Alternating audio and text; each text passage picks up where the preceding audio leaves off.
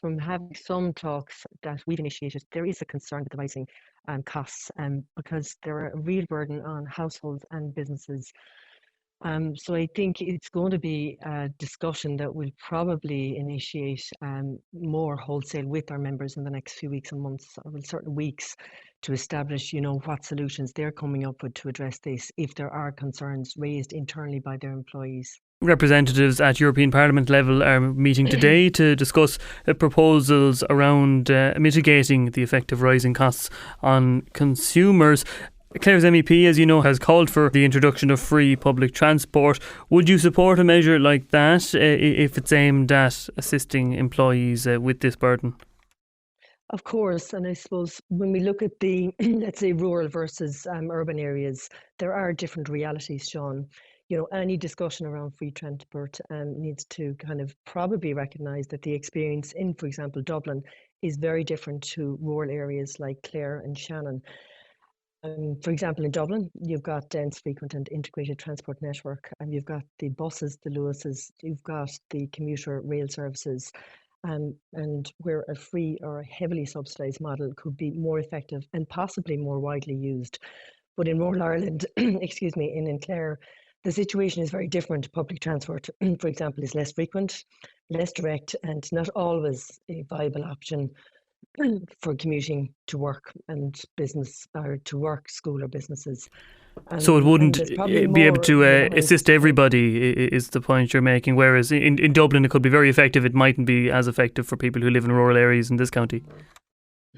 Yes, of course. And again, going back to it's more dense there. There's more frequent services, but like that in Clare and Shannon, it's a completely different experience. So while the intention and the proposal made by Michael McNamara is good, the experience in rural Ireland would be very different to that of, um, for example, Dublin. Some employees will, of course, have the option to work from home. With this current crisis that's being faced by the country around fuel, would you imagine that more people will opt for that?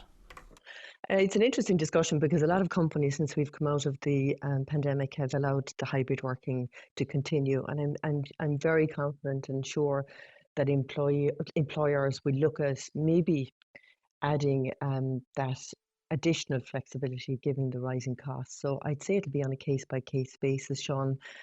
There's no evidence to say it isn't happening, and I don't have evidence to say it isn't happening. What I do know is the hybrid model has been very successful, but it will not apply to some companies, for example, manufacturing. So it's more like financial services or service type businesses that will offer that type of flexibility. So it's not a one size that fits all approach, unfortunately, to give that flexibility. And the Taoiseach has said that a work from home mandate isn't needed at this time. Would you agree with that perspective? I suppose he's made that statement based on an evidence based research. So I assume if there is going to be that mandate extended out to the business community, it'll be done on an evidence-based approach. And I think with rising fuel costs, I think it may be something that might have to be considered.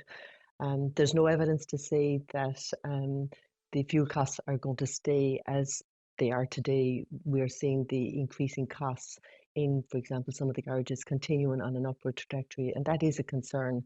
So I'm assuming the Taoiseach will make a decision based on increasing costs, and at some stage that may be welcomed.